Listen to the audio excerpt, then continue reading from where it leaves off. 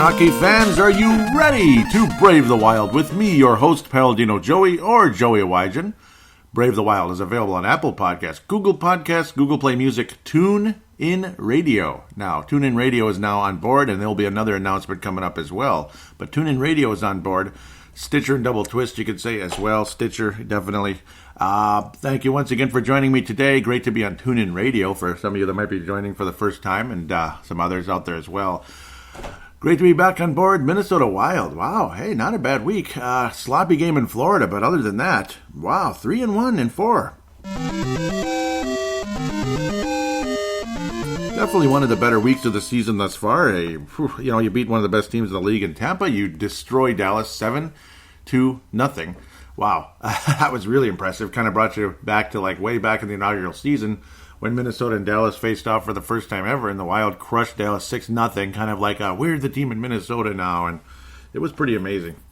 Pretty amazing. I was the Minnesota Wild literally doing that, yes, we're proud to be Minnesota's hockey team, and we're taking over from the North Stars of the past, unfortunately, to see them go, of course.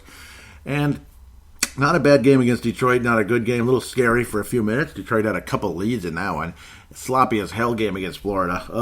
But, you barely lost that one. You almost got a clean sweep here. 4 in a row, just about, if not for a couple of bounces and lapses, defensive lapses in that one. Kind of yucky.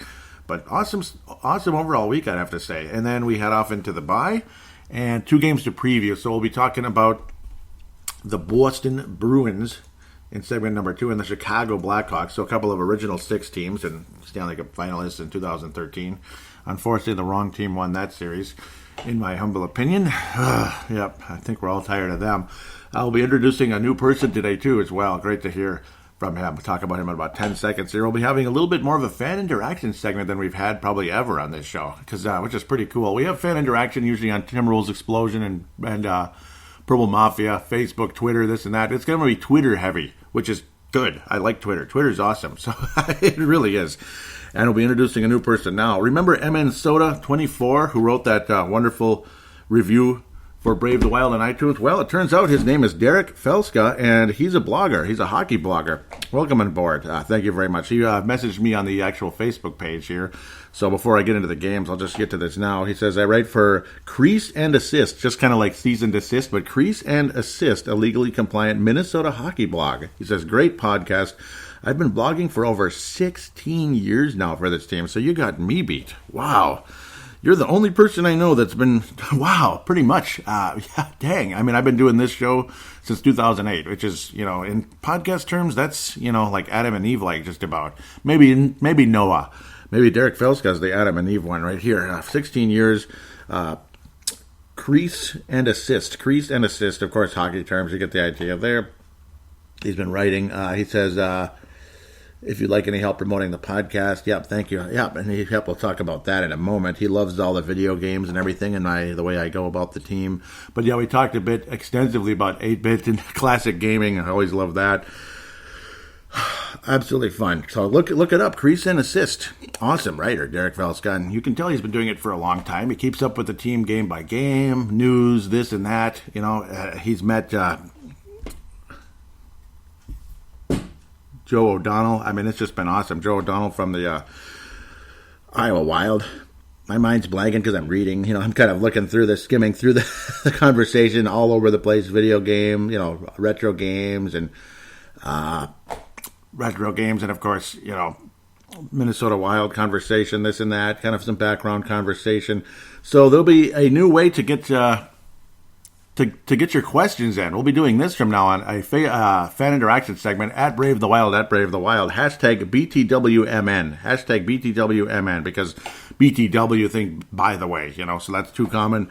That's been around since, the 90s. That's been around since the 90s in those little chats like, by the way, so BTWMN will be the way to get your questions in on this show. Like certain podcasts out there, like the Russo-Suhan show, they do that kind of stuff. So hashtag BTWMN. I'll even throw that in the show description. I think there was one other thing I wanted to get to. That's why I'm kind of distracted right now, but we'll see. Welcome on board, Derek Felska, and that'll be in segment number 2 of the fan interaction segment. We're going to kind of keep segment 2 that way. I think I'm going to keep this a 2-segment show. I've been doing 3 for Timberwolves Explosion and Purple Mafia. Purple Mafia especially has to do that. But Timberwolves Explosion, they can get quite extensive on occasion as well with fan interaction. So it's one of those things. Let's get to the games now. We got 4 to do, and of course only 2 in the second. That's another reason why, it's okay. And of course the prospect conversation, some continued ongoing positive conversation and shout-outs and all that. Great to meet you, Derek Felska. There was one other thing. I'm just dying to find it, though. And that's what I thought it was called. I just wanted to make damn sure. TheSportsDaily.com. TheSportsDaily.com is where you will find crease and assist. Great writing here by Derek Felska. You could get the whole thing just basically Google it and you'll find it and such. No, there's a couple of them in there. There's Derek Felska. Most recently, Panthers' last second goal. Doom's Wild. Yep, that was frustrating. January 20th right there. So definitely jump on board that if humanly possible. Indeed. So let's keep moving forward. Apologize, a little distracted here. That's my old thing, though, right? So January the 16th, the Minnesota Wild beat one of the best teams in the NHL. Awesome, 3-2 win. McElhinney was in net in this one. It's not like he was bad or anything. You think, it's McElhinney. Now the Wild are for sure going to win. Not necessarily. He was actually pretty solid, and he was good for Carolina last year. His numbers not so good so far this year, but only 3 goals. So, it's not that bad. Zach Parise kind of ended a drought after being so red hot for a while. Ended a bit of a drought, was able to score on a pretty nifty couple of plays, couple of backhand passes from Spurgeon and Eric Stahl to wind up to Zach Parise's stick on the power play, 17th of the season. Kucherov would get 2 goals in this game. Joel Eriksson Ek was unbelievable this past week. The only one play that was frustrating was the second goal against Detroit. Came off his stick, literally directly off his stick. His stick redirected into the net, and you could tell, I don't know if he was swearing in Swedish. I couldn't really make it out, but you could tell he was a little upset after that. But he did score his 4th goal this season. Ryan Suter far away for his 7th goal as well to put the Wild ahead 3-1. That felt good. Kucherov got his 20th goal of the season, but generally speaking, Minnesota, very, very solid performance. Curtis McElhinney, not bad in net. Alex Stalock only faced 20 shots. The Minnesota Wild kind of, I wouldn't say they dominated the puck, but they, the defense was solid. Tampa Bay only mustered 20 shots in the game. Perhaps the energy just wasn't there. Maybe they figured we're heading towards the All-Star break here. I don't know, but they had a few games to go. So, I don't know. Just Minnesota, some smothering defense in this one. Lots of shots blocked in the game. Well done by the Wild. Several shots blocked, including a couple from Cunnin in the game. Great effort from him and 3 from Dumba. Dumba took one pretty hard. He had 3 blocks in the game. He led the team in that one. Was limping around a bit off the leg there. Block off the leg. Not the easiest thing I could imagine. One of those deals where, if you saw hockey players after games or maybe the day after, I can imagine some purple legs and purple butts and purple, I don't know, purple backs.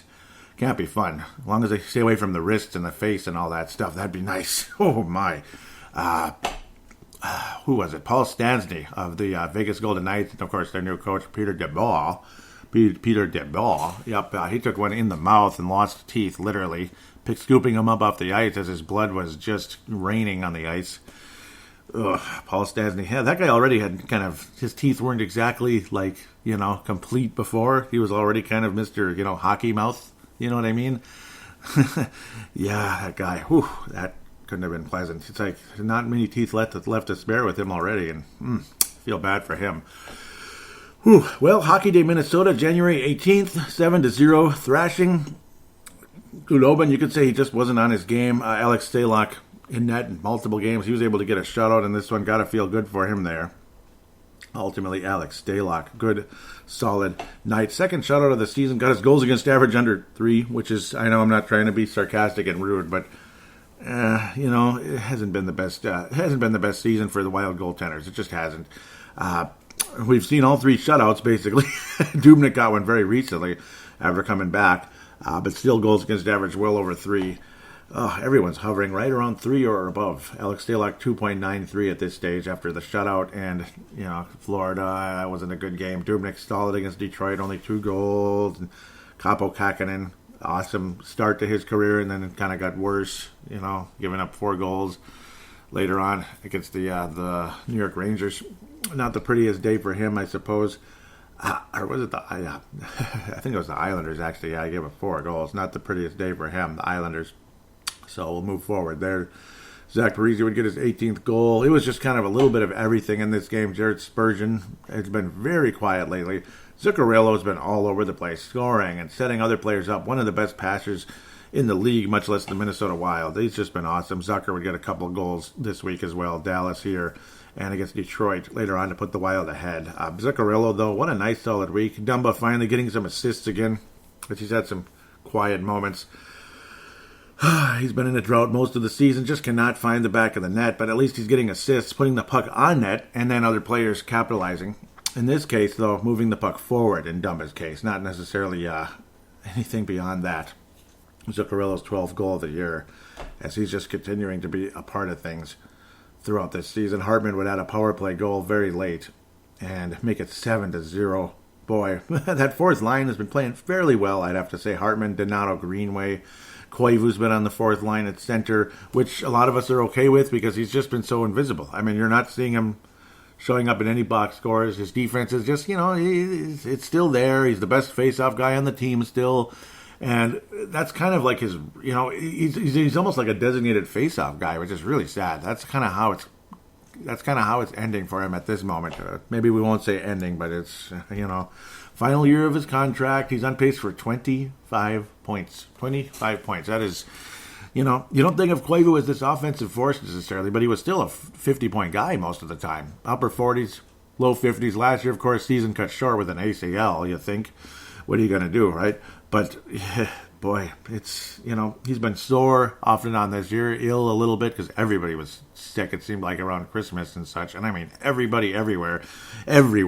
Not hockey, not just hockey, not just hockey and basketball. I mean, the whole freaking, country seemed like, and other countries probably.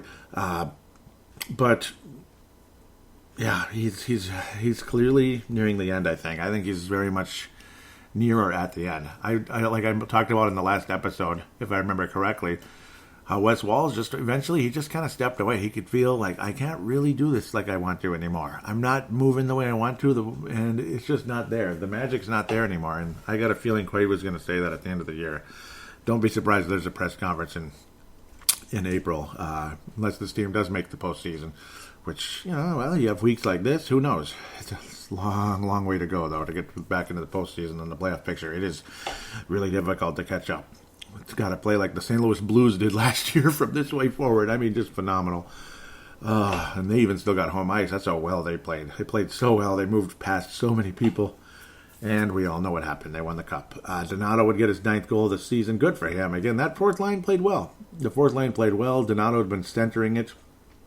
Ryan Hartman had a few moments. The Wild would have multiple power plays in this game. 3, in fact. Awesome night on Hockey Minnesota. Hockey Day Minnesota. Is it some kind of a special magical thing? But the Wild just kind of had an extra jump in their step.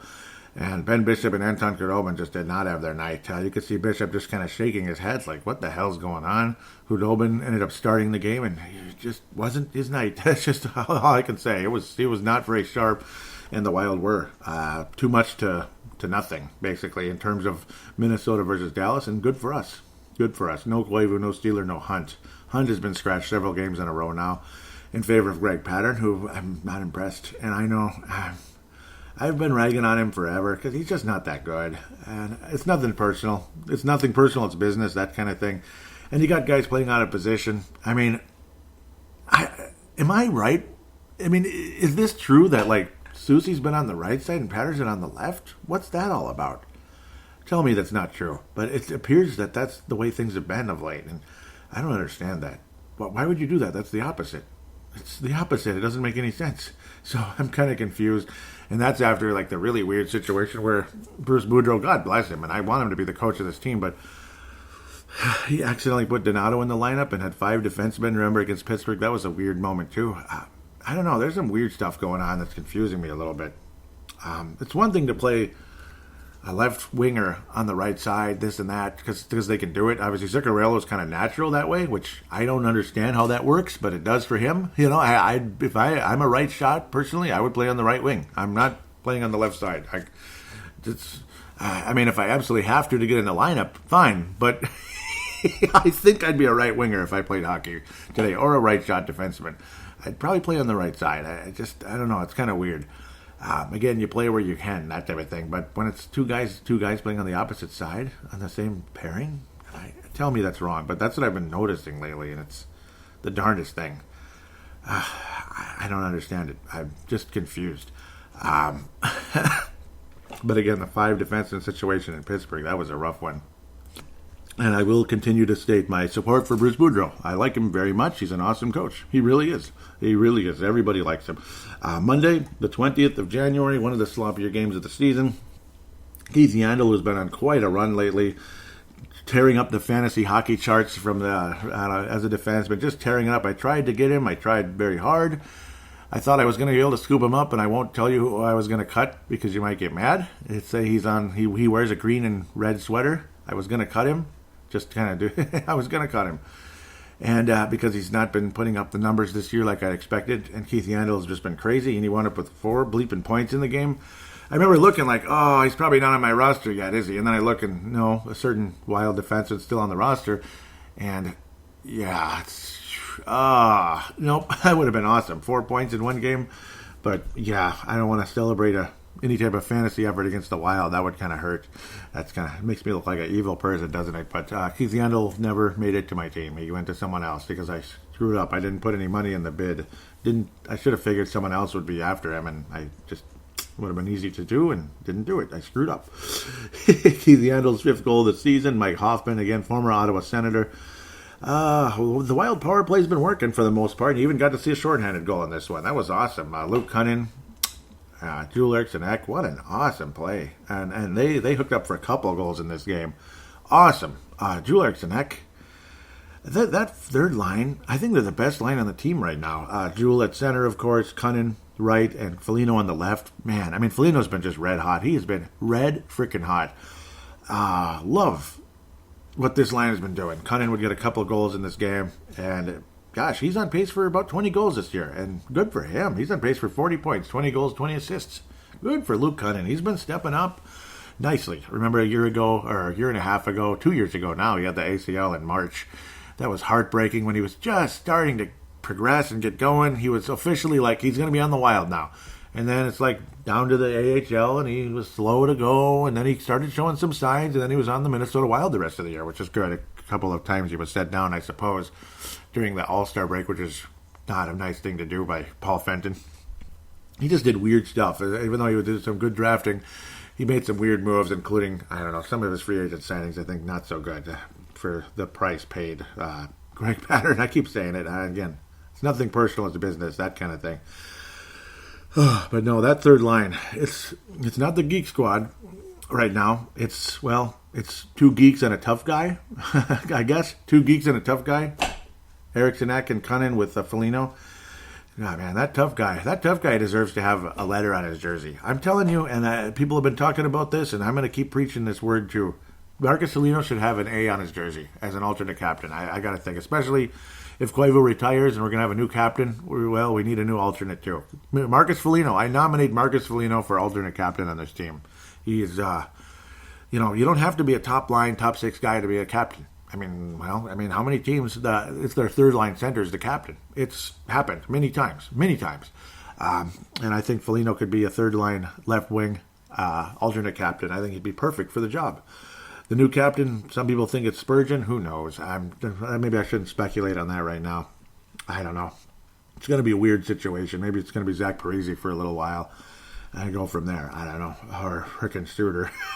Maybe. I'm nothing against Studer necessarily, and I like him more than I used to. Let's just leave that as is. Certain things I learned about him, which I like. So, Joel Eriksson, what an awesome game for him.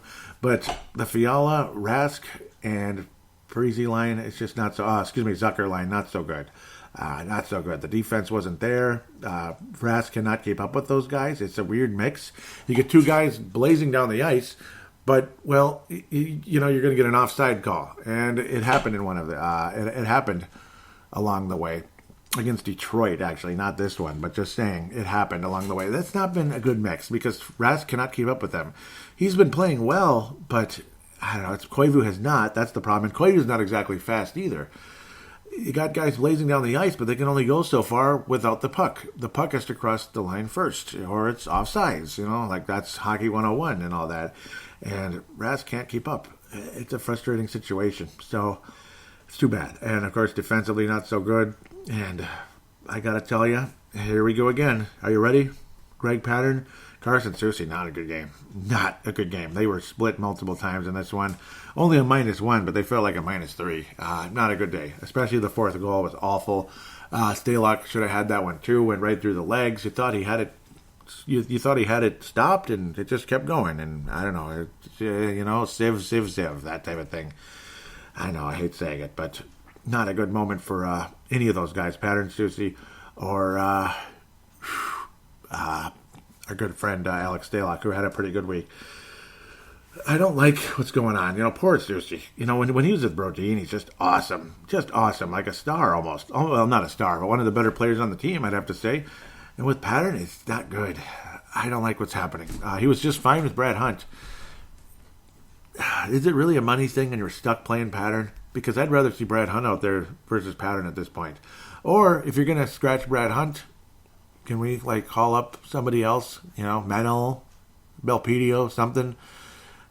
Jack Sadek, right? Nick Boca? Yeah. Okay, maybe not that bad when it comes to Greg Pattern. He'd probably do really well down in the ECHL. I would hope he'd do something in the AHL as well. But if Pattern, if only he wasn't making so damn much. I think that's partly what's happening. Obviously, like Victor Rask, you can't really put a guy down in the AHL making $3 million a year. In Rask's case is $4 million. Pattern is making more than he should, I think. And he just, I don't know. You can say he's rusty, but I don't think he ever was good. Was he ever that good? His defense was average, maybe above average in certain moments. Offensively, there's nothing. And, of course, if you're an elite defensive player, who cares? You got other defensemen that can, help out. Dumba, we wish, hopefully, sometimes. Suter usually does, and Spurgeon usually does a multi-point game here. A guy who'd been quiet for so long, Spurgeon, had been picking it up lately. It's frustrating. I like Soucy with Brodin. Dumba's been finally getting some points. That's good. But mostly, obviously, all assists. He's not been getting any goals. Puck's still not getting through. Kind of is what it is there. But, I don't know. Crappy game. Well, it was a fun game. The Wild were winning 4-3. You felt positive, and then that fourth goal happened. It was like the worst moment ever. It was awful. Just awful. Again, Cunnin putting the Wild up 4-3, and then Trocheck just right through a couple defenders. Obviously, we know who they are already, Soucy and Pattern, just right through. And then Mr. Stalock just could not ring it in. And then you had the crappiest, cheapest garbage goal of all time. That was just, last second. The clock's winding down. Nice stop by Stalock. Clear the puck away. They get one more shot on net here. And it ricochets as Suter's keep Suter's kind of basically like almost sword fighting. Not really, but kind of pushing the stick away from the puck. Trying to anyway. And the puck goes off Noel Asiari's stick. People were hoping it'd be a high stick call. Ultimately, it was not. It was called a goal. It was close enough that they figured we can't reverse it. Once the goal is called a goal, it's tough to reverse that type of thing in that situation, and they did not. And with 3 bleeping seconds remaining, the clock ran out because there's nothing you can do. Not enough time to get a good shot off, and that's all she wrote. 5-4, just devastating loss, and Florida's first win ever in Xcel Energy Center. How weird is that? Oh my God! Yeah, first win ever in Xcel Energy Center. Wow. That's kind of surprising. It's been a long run. Yes, they're an Eastern Conference team, but well, we've stunk over there, but been successful here, basically, in a nutshell. So let's move on. I'm actually going for a while here, but it's a 4-game show, that type of thing. That's how it goes. This jumped up to February for some reason. Let's get back to Detroit. Nice, solid. We beat the worst team in the league, that type of thing. They were 31st in goals scored, 31st in goals against. They give up goals and they don't score goals, despite the fact they've got some nice players.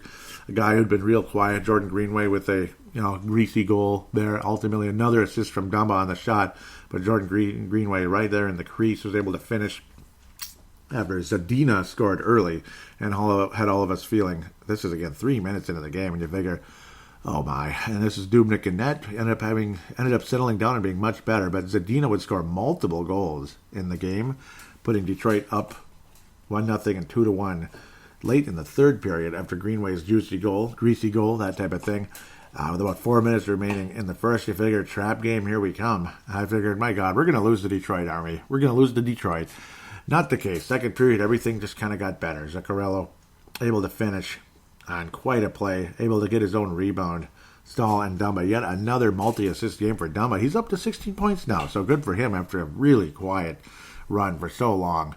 He was stuck at like 9 points forever. Then he was stuck at 11 for a while. Now he's up to 16. So very strong week in the assist category for Dumba. He's been significantly better, been blocking shots and kind of getting in the fray. Not scoring, but at least getting the assists. And good for him now. 13 assists on the year. 16 total points for Matt Dumba. Stuck at 3 goals, as we know.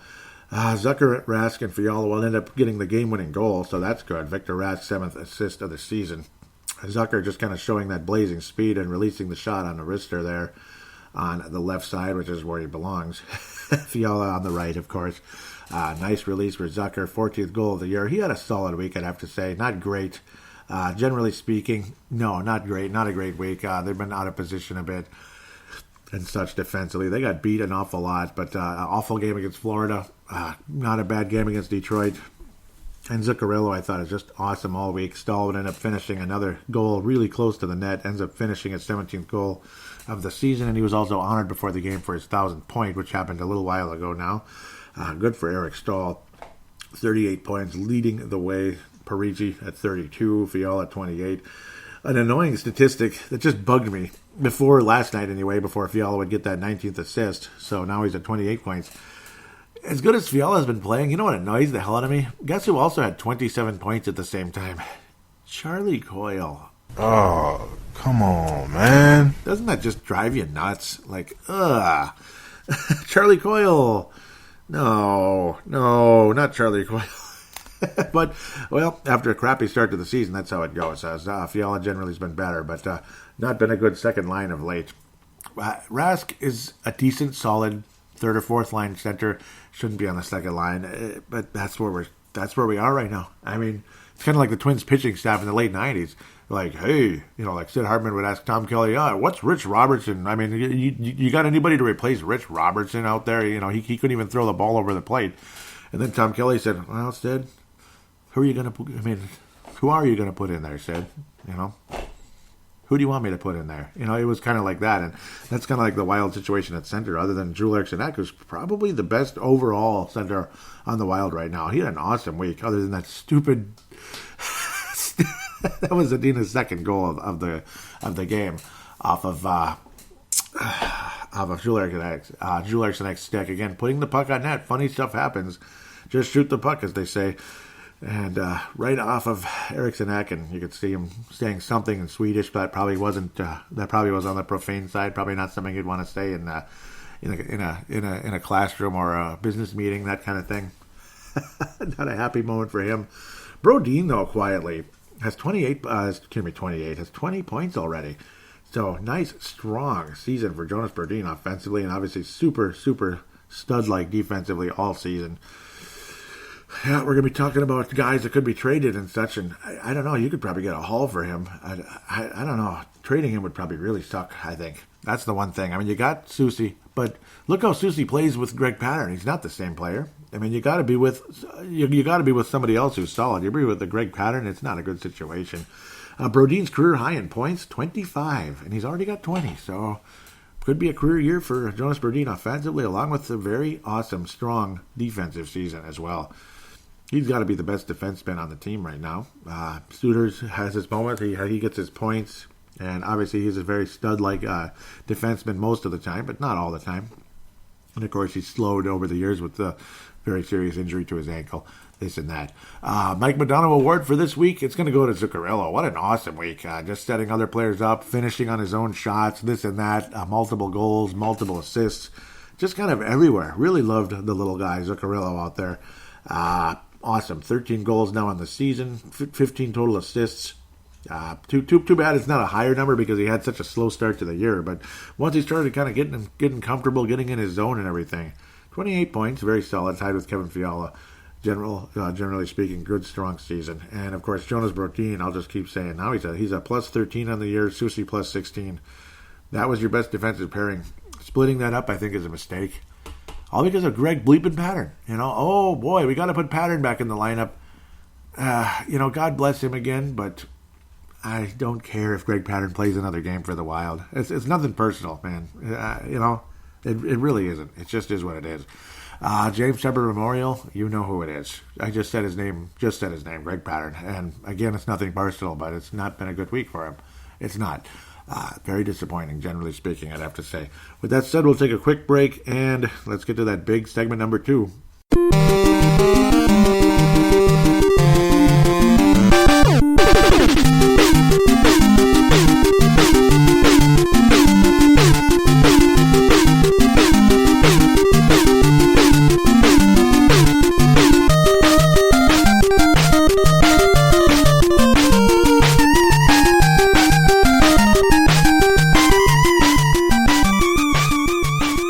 We are back here on Brave the Wild, segment number 2. We're going to preview a couple games and then look at the prospects and wrap things up with a nice fan interaction segment coming. It's going to be nice. So we head into February now. Minnesota Wild will not play again until February the 1st against the Boston Bruins. That will be on a Saturday. And then a couple of days off, and then NBC Sports again against Chicago. Well, we won against Detroit at home, so on NBC Sports, so I guess it's not one of those terrible situations. Hopefully Minnesota can get things done against the Blackhawks. Patrick Kane has just been crazy. But so have the Boston Bruins. This could be a couple losses. We'll see. I hope not. Have a couple games in a row at home here. Obviously Detroit, then Boston, Chicago, Vancouver, teams that have been tough. That'll be on the next show after the bye. That'll be 4 games. Vancouver, Dallas, Colorado, Vegas, Golden Knights. So, again, no Brave the Wild next week. Just giving you that, obviously, a heads up there. No Pro Bowl Mafia this weekend for Minnesota, the Minnesota Vikings show, of course. No Pro Bowl Mafia because it's, there's no game. The Pro Bowl is okay, but, of course, you don't really comment about that, and hopefully nobody gets hurt, pray to God. But they're usually pretty precautionary. Eventually, there'll be no Timberwolves Explosion show either because that one, there's All-Star break. Usually I take the week off because I don't really get into the All-Star break. It's just nothing to talk about. I want to talk about real games, damn it. Boston Bruins come to Xcel Energy Center. One of the best teams in the league, we know. They went to the finals last year and lost in Game 7. They played very well in that series until the 7th game, pretty much. Things just went downhill. Nice, solid win for Boston last time around. Minnesota pretty much had them beat, and then it just all kind of went downhill. The Wild were trying to be the first team to win in Boston all year back on November the 23rd, and Boston just kept their win streak going, basically. So we wrap up the season series in Xcel Energy Center. I think the Boston Bruins, if I were to pick the Stanley Cup champion today, I think it's the Boston Bruins.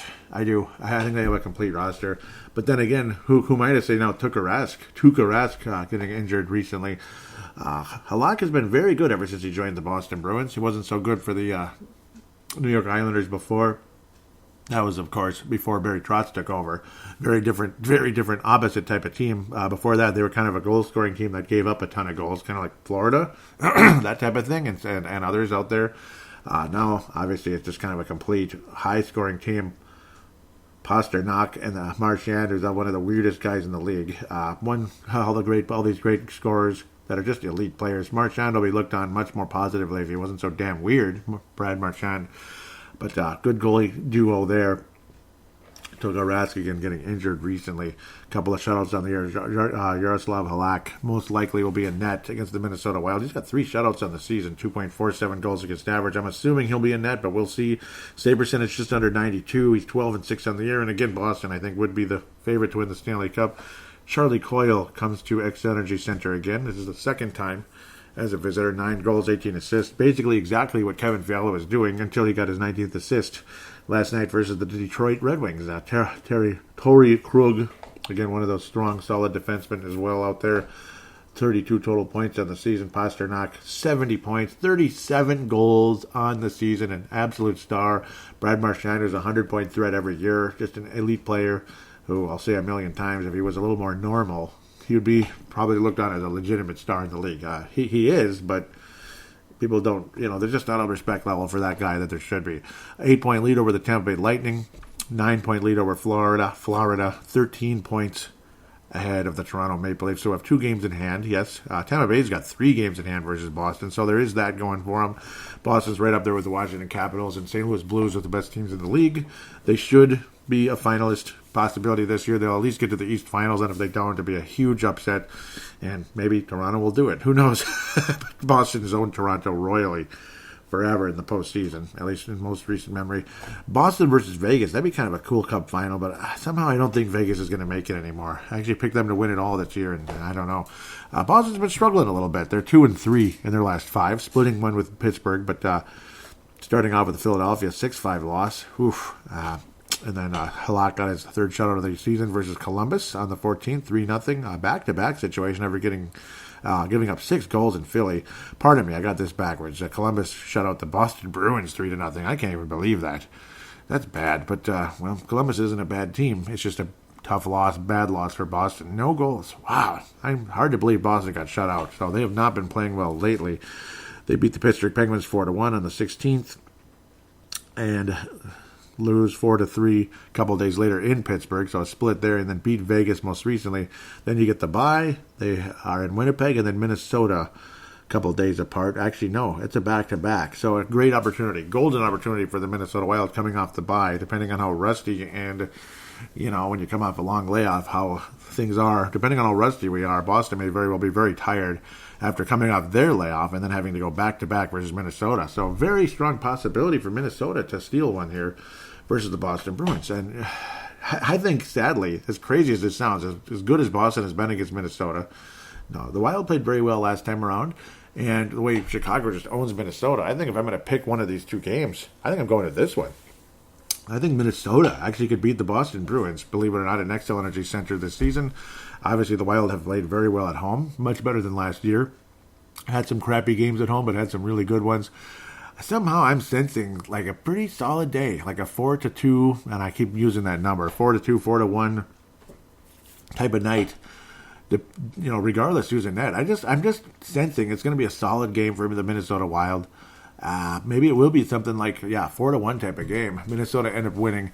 Most likely guy to score in the game. Let's get Kevin Fiala's 10th goal of the year. It's time. Let's go. I love the assists. I love how you're getting involved in the play and still winding up with the puck at the back of the net, even though it didn't come off your stick. It just led to it eventually with the Parisis and such, Zuckers, whoever the heck he's been playing with. I like it with Parisi. Ultimately, he's been so good in the past with that group, but unfortunately, they've been split up. The lines just keep getting split up, but the Wild have been playing well, generally speaking. I sense a 4-1 victory for Minnesota versus Boston, and Fiala gets his 10th goal of the year. Let's go to the Chicago Blackhawks. I don't know. It's a matchup made in hell. It's always been this way.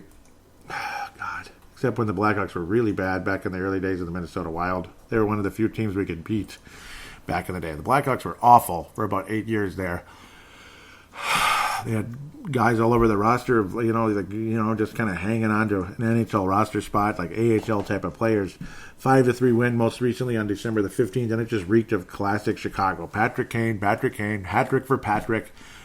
Is it going to be another hat-trick for Patrick? Isn't that going to be exciting if that's the case? 5-3 win on the 15th. They play on the 4th again, Minnesota, Chicago, Tuesday the 4th. March the 17th. Yeah, happy St. Patrick's Day, Patrick. Why do I sense something there? Oh boy, hat-trick for Patrick on St. Patrick's Day. Rolls right off your tongue, huh? March the 19th, couple of days later in Chicago. I don't think the Blackhawks sweep the Wild. Maybe we win on St. Patrick's Day. I don't know. But I don't like the way the Wild play against this team. I don't know. I want to believe the Wild come out and win this one. But maybe I'm going to be backwards at this Boston and Chicago thing. But, Chicago, man. Pretty good penalty kill. You don't really think about penalty kill with the Chicago Blackhawks, though. Their goaltending's been mediocre, kind of like ours, slightly better. Robert Leonard's been okay, 2.86. Crawford in limited action, 2.96. Certainly not the same guy. Patrick Kane is light years ahead of everybody on the roster. Jonathan Toews with 44 points. Debrincat, formerly of North Dakota, 35 points on the year. Still young and getting around. Brandon Saad is just kind of part of the scenery. He'll score here and there. He's one of those third-line guys that scores more than he, assists on. Kirby Dach, of course, longer ahead of him. Patrick Kane, though, 25 goals, 38 assists. He's one of the few guys who's a plus on the club, along with Kubalik. I was going to say Gary Kubiak. No, Dominic Kubalik with 32 points. He is a +6. Patrick Kane a +4 with 63 total points. He's on pace for, like 90-something again. You figure there'd be more goals for Patrick, but he's saving other players up and all that. He's a deadly player. Obviously, he always finds the back of the net with Minnesota. He's going to score against the Wild because he always does. Guys like him and Jerome McGinley have owned the Minnesota Wild forever and ever and ever. Obviously, Jerome McGinley was the all-time leading scorer against Minnesota. Chicago has been playing phenomenal lately. They'd won 4 in a row before losing to Florida. Yeah, that sounds familiar. 4-3 game. Another chippy loss and a big win for Florida there, I suppose. They're knocking on the door. And, well, with Joel Quenneville as coach, you got to figure Florida's got something cooking. Obviously, they've got scores. Their goaltending is a weird situation. Bobrovsky, I don't know why they gave him so much, especially when they got Spencer Knight in the wings. I don't know, so much for so long. But they have so many offensive weapons on that team and a good coach. Who knows? Florida's probably going to find themselves, at least in the Eastern Conference Finals one of these years. 4 wins in a row for the Blackhawks. 3 in a row on the road. Wow, but not the best teams. Ottawa, not good. 3-2 victory. Montreal has not been playing well. Back-to-back wins for Chicago. Very impressive. 4-1 victory in Montreal. And at Toronto, 6-2. Whoa, that's good. And hosting the Winnipeg Jets, 5-2, and then the loss to Florida just a couple days ago. They'll play the Arizona Coyotes on the 1st when Minnesota's playing Boston. So an equal schedule for the Chicago Blackhawks. They'll have been off for 10 days, literally. And then we'll host the Minnesota Wild on Tuesday. Visit the Minnesota Wild, pardon me. It just reeks of loss. Maybe it's going to be opposite with Boston, but I'm not confident playing the Blackhawks. And I don't know, it's just kind of how it is. They're in our head. They're the Yankees. They're the Lakers. They're the Green Bay Packers are to the Vikings at times. Yeah. lately. They're kind of like that. I hate saying that. You don't know how much I hate saying that. But that's basically what they are. Yankees to the Twins, Lakers to the Wolves in the past, in the postseason, many years ago. Just owned us every year. Spurs. You could just go on and on about that. But I think the Blackhawks win the game 5-3, some crap like that, 5-2. It's not going to be a good night. Patrick Kane's going to get another double goal game, multiple goal game. Brandon Saad will find the back of the net because he always does, and Jonathan Toews will. It's just the same guys. Jonathan Toews, Brandon Saad always finds the back of the net. He always factors against us, even though he's mediocre all season. And Patrick Kane will probably have multiple points, maybe multiple goals in the game, 5-2. I'm not confident against the Blackhawks. I'm sorry. I'm just, it is what it is. It's not been good. So they always manage to score 4 or 5 goals against us. It's just the worst night ever. Probably Dubnyk in net. Or Stalock. It doesn't even matter. It doesn't matter. Stalock's not exactly been stellar, but he's had a couple of great games. That's why his goals against average is under 3 for now. Hopefully it will stay under 3 the rest of the year, but I don't know. I don't like the Chicago game. Wild lose to the Blackhawks. With that, let's get to the prospects. And as per usual, we will go with the Iowa Wild and such. It's pretty much been the Gerald Mayhew and Sam Honest show. I mean, they've been ridiculous. Multiple points every freaking game. Gerald Mayhew's now at 29 goals. He had a multiple goal game just recently. Sam Honest piling up the assists and occasional goal. 32 assists on the season.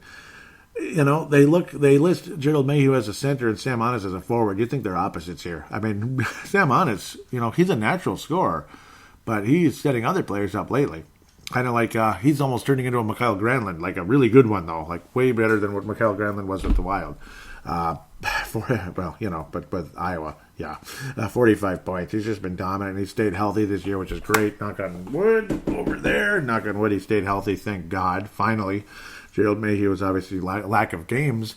Or because he was up with Minnesota but getting scratched most of the time, which is so sad. He's a natural scorer. He could get 10, 15, 20 goals with the Wild. He could. He can score with anybody. 29 goals. He's the best goal scorer in Iowa Wild history. He's been unbelievable. Dmitry Sokolov's been so hot.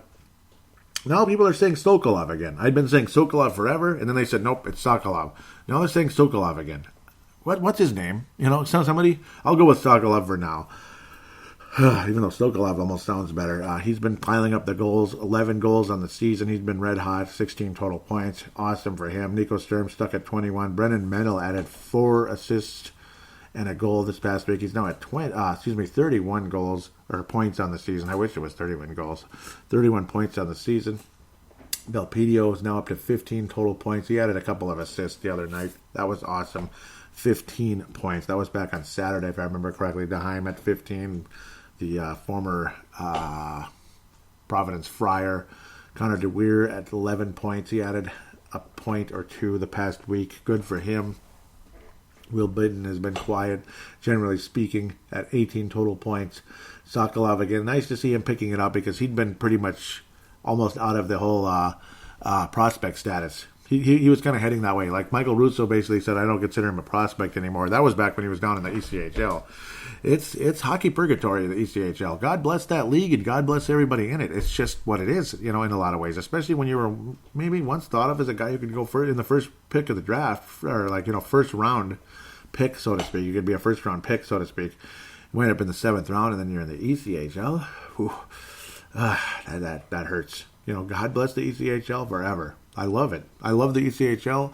I love that guys get an opportunity to play professional hockey. But when you're a full level below the AHL and you're, you're over 20, and it's just, I don't know. Luckily, he's still one of the youngest players on the AHL roster. So Connor DeWeer holding that 20-year-old position as the youngest guy on the team.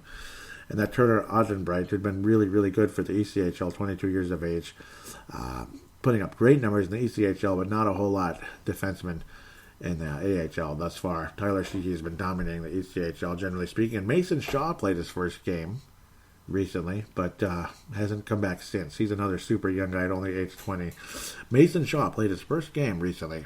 Pretty cool coming off the ACL, but hasn't been back. I don't know if they're just kind of like, okay, let's take it easy. So that's unfortunate. Capo Kakinen, that one I'm pretty sure I'm pronouncing correctly. Matt Robinson has not been in net since last week. 15-5 for Capo Kakinen lately, and now they're going to the All-Star break as well. They figure probably do it at the same time, which is a good idea. Give guys a break. Let guys rest a bit. Guys that aren't going to the All-Star game anyway. Congratulations, Eric Stahl. He's going, and thank God the Wild don't have a goalie going. Because, I think that's the last thing that's going to go to the All-Star game this year is a goalie for the Wild. All respect to the world of Stalock and Dubnyk, but, you see the numbers? They're not going to the All-Star game. Unless, I don't know. They're just not. That type of thing. Again, nice to see the continued progress from Brennan Mennel. I want to see him in the NHL roster, now. I want to see him with the Wild long term. He was doing a good job. A lot of the little things. He wasn't putting up the points yet, but the little things. You can see the subtleties of his game. That, right place, right time to move the puck, this and that. He just has an NHL game. He does. Brendan Mennel is going to be a successful defenseman in the NHL, and I'd rather have him than Greg Pattern. And I know you want to balance. You don't want to have just small guys who can score because you'll get your butt kicked. You will get your butt kicked, especially in the playoffs. You'll get run over. But still, if a guy has size but he can barely play, and he's, I think I made my point. It's just, Let's look at the ECHL very briefly here. Tyler Sheehy leading the way with 51 points. Allen Americans, Minnesota Wild affiliate, of course. Alexander Guptill second for the Allen Americans. But really the guys we're looking at, generally speaking, again, Ottenbright had been awesome. 11 points in only 17 games for them. Nick Boca's now up to 9. Again, former Michigan Wolverine, physical, tough guy out there. More of a defensive stalwart type of guy versus being a scorer. Jack Sadek's up to 18 points on the season. Again, point producer in his final year with the Gophers. He'd been okay, but he'd gotten to a point where he looked like a 40-point kind of guy with the Golden Gophers last season as a senior. Just kept moving up, getting better. And he's doing the same thing with the ECHL's Allen Americans. Would like to see the same level of success with the AHL, and then maybe, just maybe, someday he could make it. I would love it. Oh, I'd love to see that happen. Love it. But as of right now, it's a high-scoring team that the goaltending is just kind of average, generally speaking. Sachenko actually has been pretty solid, though. He's been picking it up lately better than ever. Derek Baribeau has been It's just been all over the place. He's won a few games, but his goals against average is high. He's been on the AHL roster, the ECHL roster. Only 6 games for the ECHL.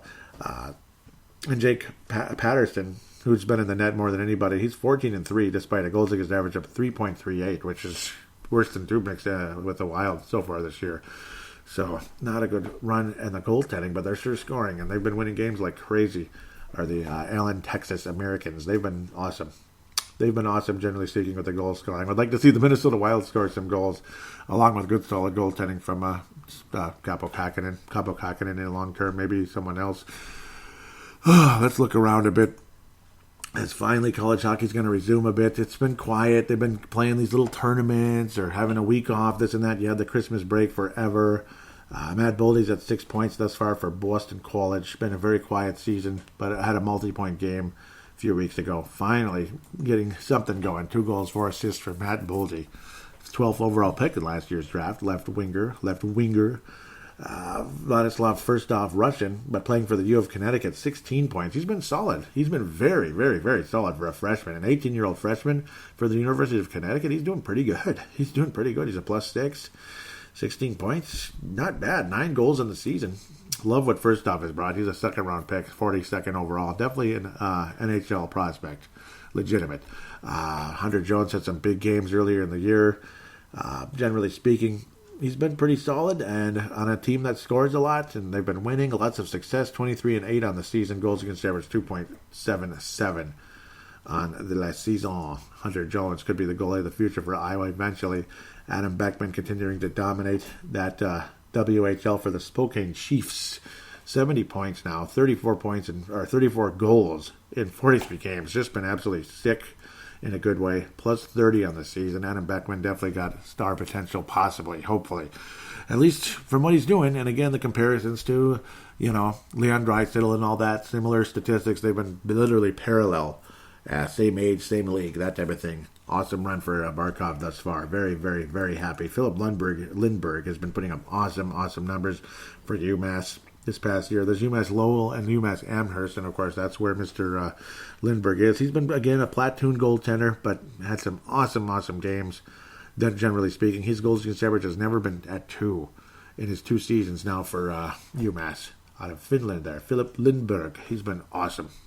Love to see what he can do there. Hopefully he could at least be a really nice backup in the NHL someday. He's certainly been very solid in college. Awesome. Jack McBain, a guy against second-round pick. He's at about a half point a game now. He's at half a point a game. Definitely at a better pace than the year before, but generally speaking, not standing out too much for Boston College yet. Hovanov, I guess it's Hovanov now. That's what I've heard from the source of Mr. Torchetti. Torchetti, the former Minnesota Wild coach a few years ago, filled in for Mike Yeo, of course, and did not get hired. The job ended up going to Bruce Boudreau. At the end of the day, he went to Boston. He helped coach, and he was the coach of the Montcalm Wildcats as well. And he had nothing but awesome things to say about Kovanov. That he's literally like just a gamer. He kind of does it all. He wants to be great, and good signs indeed. +25 on the season at 2 points a game, literally 58 points in 29 games. 21 of them goals for Alexander Hovanov, who can literally do whatever he wants out there. It seems like in the Quebec Major Junior Hockey League. Awesome run. Apparently, Sam Henches. Apparently, there's going to be an interview with Pavel Bennett coming up. Very cool. I submitted a question, so we'll see what happens. Hopefully, good luck to Pavel Bennett with Sam Henches. I believe I'm going to be contributing a little bit extra to the page rather than just kind of doing the show and giving shout-outs. It sounds like they want me to help out a bit. So it sounds like Brandon, who's a part of the page. I haven't mentioned him. I apologize, Brandon, if you happen to be listening.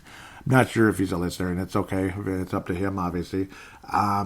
Sounds like he's having some personal issues, so he's having to step away for a little while.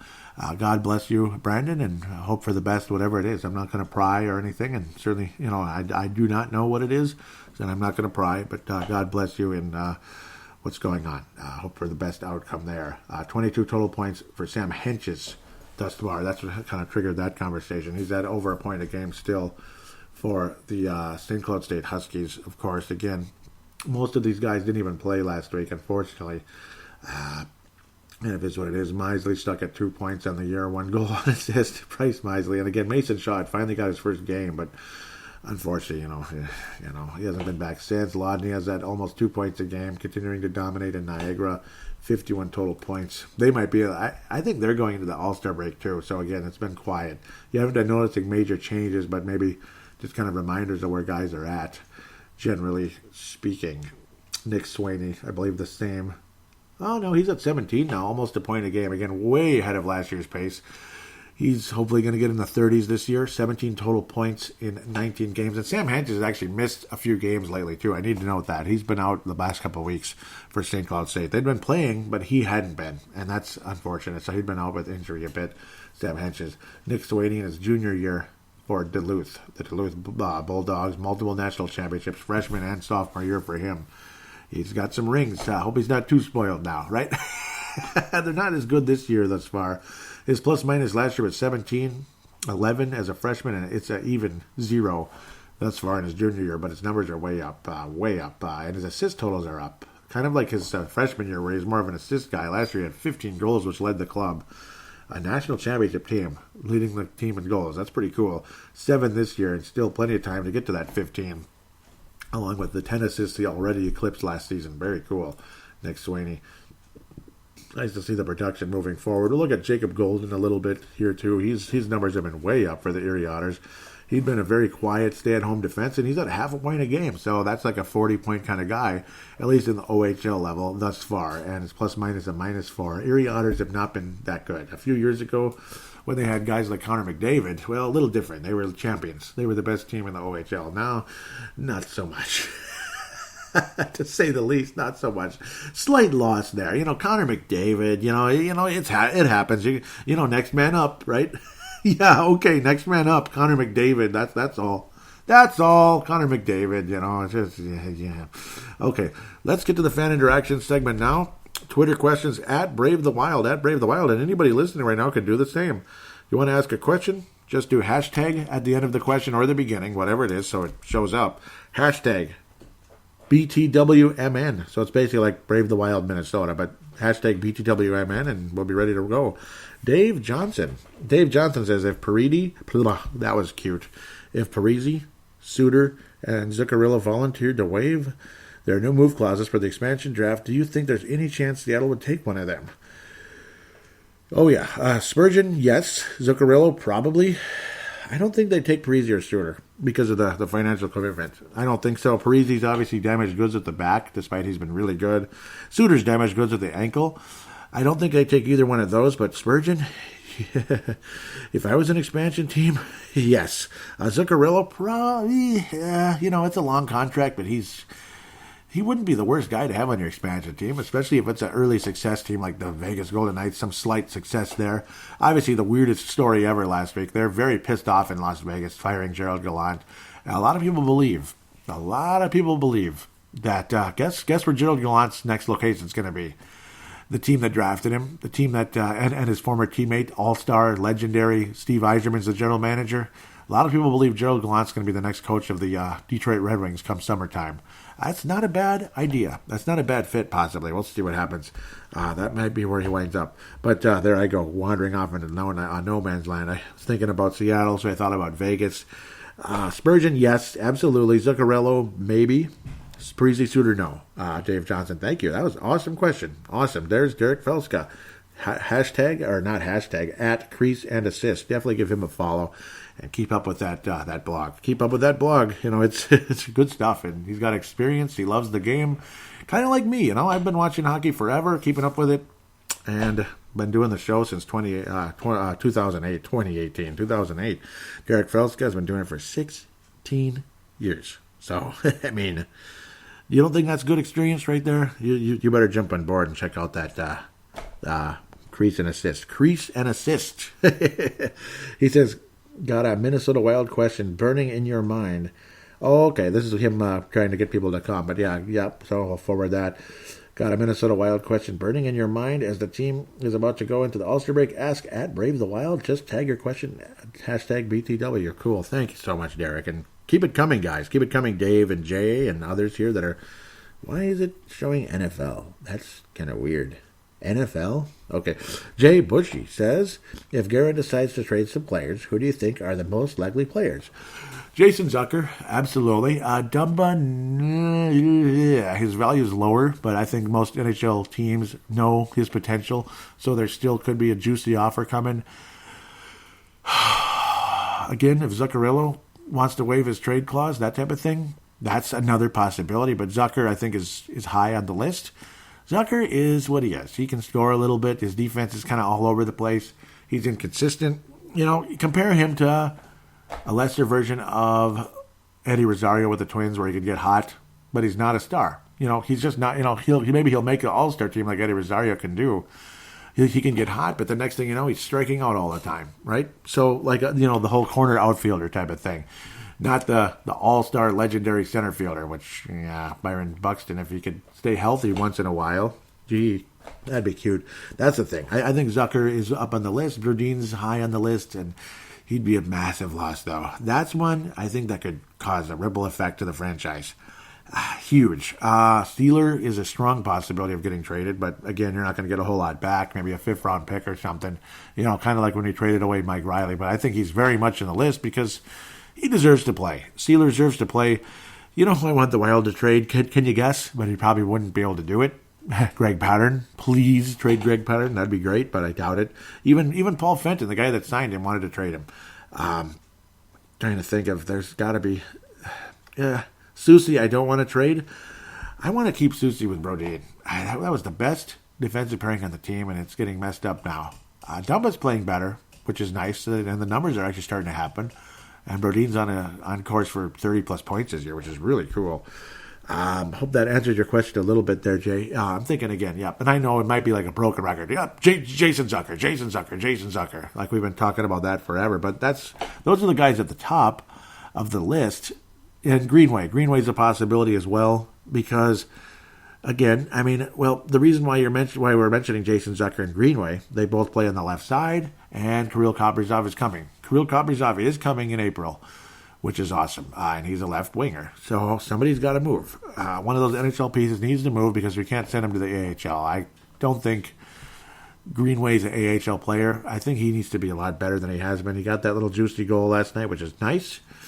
His point totals aren't that bad, but they're not that exciting either. He's been pretty quiet. I think he's better than he is. 6 goals in the year.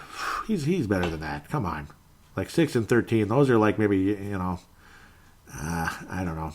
I don't know what to say about that one. Brad Hunt is a trade possibility as well. We'll throw that in, even possibly Donato, which you probably won't get anything. So probably Donato. I wouldn't even be surprised if you're not going to call Gerald Mayhew up, maybe him, maybe, because somebody might look at him and say, you could sure use him in our third line. He might score a ton of goals for us. We'll give you a 3rd or 4th round pick for him. It could happen. Gerald Mayhew's that good. Thank you, Jay. Good thought-provoking questions by both Dave and Jay. Awesome, guys. Derek Valska, here we go. He says, is it time to start scratching Mikko Koivu in favor of Ryan Donato or Nico Sturm? If Koivu is only going to be playing on the 4th line. I say yeah. Boy, it's a tough situation though. I'm not against anything. I'm not against anything regarding that at this point. He's been invisible. He can get face-offs. People might take that as you're disrespecting the captain and one of those kind of guys. But if he's not producing, he's not producing. And Nico Sturm, you can see there's something there. I like what Nico Sturm can do. He's capable of playing strong defense. He's a stalwart. His passing skills are very solid. He can win faceoffs. Nobody's as good as Koivu at the faceoff right now, but what the hell? I think Nico Sturm deserves a shot. And especially if Koivu's just going to be kind of like he's, his knee is sore or whatever. Clearly the production is just not. It's gone. It's gone right now. He's on base for 25 points, which is a 4th-line player in my mind. That's a 4th-line center. And Nico Sturm, I think there's more there. I do. I think there's more there. Good. Awesome question there, Derek. Another one, he says, who would be in your top 10 list? Of Wild prospects? Not in the NHL yet? Boy, well, Kaprizov, number 1. Adam Beckman's got to be in the top 10. How about I don't do it in order? Well, I won't do it in order, but Adam Beckman's got to be on the list. Not in the NHL right now. Brendan Mennel, I think he's a strong consideration for that. He's just, there's something there. Matt Boldy should be, but he's not producing yet. He has to be there, though, when you consider who he is. Kovanov for sure. So what do we have? Boldy, Kovanov, Kaprizov, Beckman. That's 4. Not in the NHL yet. So do you mean like never ever in the NHL? Like if they got a cup of coffee, like Capo Kakkonen, maybe. I'll come back to him in a minute. Ooh, because there's some tough choices. Obviously, Kovanov for real, absolutely. A lot of people love Connor DeWeer. I'm gonna slow down on that for a second. I might come back to him. First off, I think First off should be in the top 10. That's fine. I like what First off is doing. So that's fifth. Not fifth overall, but fifth, number 5 person. Man. Sam Hedges, 6. He's got to be in there. Yep. Sam Hedges should be a top 10. And that's a 7th round pick. This team has had some nice 7th rounders the past 2 years. Sokolov. Even Static might end up being good, but I don't think he's a top 10 guy. No. But he might end up being good. I did mention Menel. I'm going to say Belpedio too. That's 7. Ladnia is in the list, I think. I like what he's doing. When you're starting to dominate in the OHL and you're still super young, like 20 years old, yeah, I think there's something. I really do. He's still a fairly young 20 also. He should be in the top 10. I like Ladnia. Top 10. Did I say Capo Kakkonen yet? I'll say he's in there. And generally speaking, let's go with Hunter Jones. I mean, get a couple of goalies in there. Hunter Jones and Capo Kakkonen. So that's my top 10. Boldy, and again, not in this particular order. Boldy, Kaprizov, Firstov, Jones, Beckman, Kovanov, Henches. Am I blanking on a couple here? I'm already blanking. I believe I said Henches, Ladnia, guys like that. Yep. So that's pretty much where I stand. Belpedio. That's pretty much where I stand at this point. So, yes, that's where I stand with the group of top 10. Awesome. Again, thank you for that. That's my group right there. And not in any particular order. Of course, Kaprizov's number 1. After that, Kovanov's number 2. And then it kind of, gets all over the place. In my mind, Beckman might be all the way that high, but I don't know. We'll see. WHL is WHL. Here's another one. Smells Like Teen Spirit by Nirvana as a goal song for the Seattle team. Interesting. And we'll see what happens. So during the All-Star break, apparently the Seattle Sockeyes, maybe, will be named. They'll get their team name. The Sockeyes, the Dragons, whatever the heck they're going to call them. The Emeralds. Yeah, the Emeralds. What a cool name, right? No, that would be like ECHL, AHL kind of name. Ty Sandstrom. Here we go. Since the Seattle NHL franchise is reported to announce their team name finally during All-Star Weekend, I agree with the finally part. Which of the 13 reported names is most intriguing to you? Which is the weakest? Oh, I love this stuff. Thank you. I love it. Thank you, Ty. I love looking at team names. So you got the Rainers, the Kraken, the Evergreens, the Seals. So bring back the California Seals or Golden Seals, the Emeralds. The Emeralds really is a team name idea. Sea Lions is pretty cool. Stockeyes, Whales. Oh yeah, Hartford Whalers, Eagles. Around here in Minnesota, the Eagles. No. Totems, the Cougars, the Firebirds, and the Renegades. Well, and I love this stuff. I love naming new teams. I like all the ideas. For me, I like the Kraken a lot. The only problem is it's like one name, and maybe they'd mess it up and have like a K or something stupid. Like, like the Tennessee Titans. You're going to think this big, strong, godlike, character. And it's a T. It's a T. Really? A T? Really? So they better get creative if they're going to have Kraken. I mean, I want to see something nice. I think Sockeyes is an awesome idea. That just sounds cool. Even though, like they're going to, you can even use that in hockey. Like I don't know, maybe not. Emeralds, no. Seals would be cool because of the old days, and Whales, just love. Oh, God, that'd be cool. Bring back the Whalers, man. But they would just be called the Whales. That would be freaking cool. They probably won't go with that because maybe the small possibility the Hartford Whalers exist again someday, which I would love. I like the Kraken because I think they could really come up with something sweet there. And Sockeyes would be number 2 for me. Kraken number 1, Sockeyes number 2. And if you'd like to respond to me, Ty Sandstrom, if you're listening, what's your favorite? Which one's your favorite out of that group? It's going to be really cool. It'll probably be the one we least expect, like Rainers or something. It'll be something weird. I don't know, the Rainers. The Rainers. What the heck is it? the Seattle winter is a rainer? Like the autumn wind is a rainer, right? Now it's the Seattle winter is a rainer. Skating around on the ice.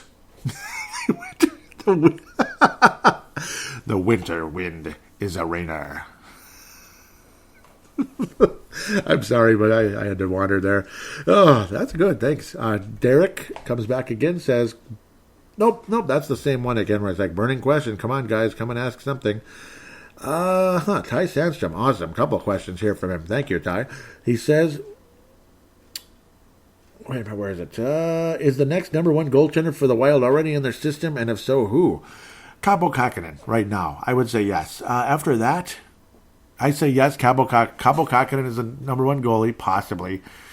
Oh, boy. After that, I love Philip Lindbergh, and Hunter Jones isn't promised, too. You have four possible goalies. Even, again, with Matt Robson. I almost call him Britt Robson. That's the Minnesota Timberwolves, blogger out there. City pages, not blogger. I don't know. I probably shouldn't have rambled so much in the first segment. I just kind of went on and on. See, now that show's going to be longer than normal.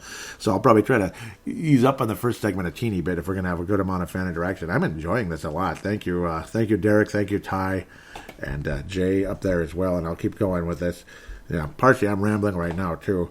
I think it's Kaapo Kähkönen for now, but, Jones, Robson, and Philip Lindbergh, any of those guys could take it, I think, at some point as well. Maybe it'll be kind of a tandem thing. I mean, maybe the future for the Minnesota Wild will kind of be like the old days, Manny Fernandez and Dwayne Rolson, where it's kind of got it back and forth. That's not always a bad thing, because then they're both fresh.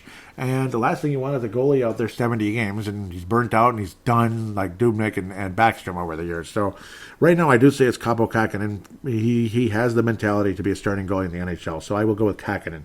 Next, is Mikael Granlund the most attainable center for the Wild? He seems to be a different player in Nashville. Yes, he has. Also, has there been talk over the years about trying to get Nugent Hopkins? Do you think he could end up with the Wild? There has been talk about it here and there, but I'll give you a follow there, Ty. And I'll give Jay one, too. I wouldn't mind bringing Mikael Granlund back, but is he like a natural center? He's a natural playmaker. I'm not sure they're going to bring him back. It depends on his price tag. It's certainly going to be cheaper than the $8 million people thought. I would love Nugent Hopkins. I would love it. It depends on his price tag again and what's available. Nugent Hopkins, I think, is more of a natural center. I'd go with him if I had a choice between Granlund and Ryan Nugent Hopkins for like $6 million a year for 4 years or something like that. 5 years, God forbid. I hate huge contracts, but it's not that long. At least it's not 13 years or anything. Hint, hint, nudge, nudge.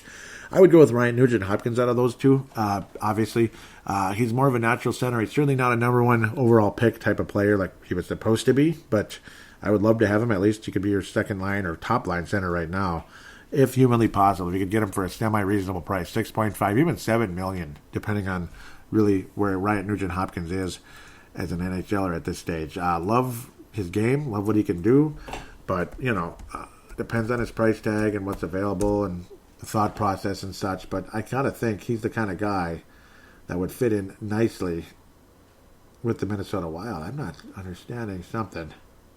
Yeah, this isn't showing. Yeah, that's a frustration. I wish this thing would show the whole thing. There we go. Trying to load something up here on the fly. There he is. Yep. Obviously, he's in his mid-20s now. This and that. Nugent Hopkins, he's got 33 points on the year. He had 69 last year, which was a career high. If you get anything like that, that's crazy. So, Granlund's gotten 69 points before. I think you could get him at a fairly reasonable price, and that is somebody I would like to have, honestly. He's not a huge guy, but he's just an overall solid player. 20 goals, 25, 30 assists a year. He'd be a nice. That's who I would pick if I had a choice. Final question: will the Wild, and this is Ty Sandstrom, will the Wild continue to just flirt with getting close to the playoffs and not get in, or will they fall out by the trade deadline and trade off any significant pieces? There will be a trade or two. I do think it's going to be like a Zucker or a left winger will be traded. Basically, Bill Guerin stated that it's going to happen. It is going to happen.